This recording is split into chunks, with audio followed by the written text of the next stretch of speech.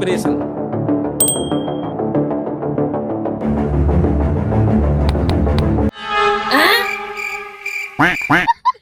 इधर क्या कर रहे हो भाई?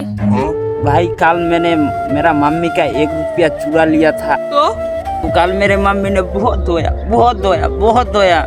फिर धोते धोते एक ही बात बोली, बेटा भगवान देख रहा है। बात तो सही है। तो कुछ नहीं, उसको ढूंढ रहा हूँ।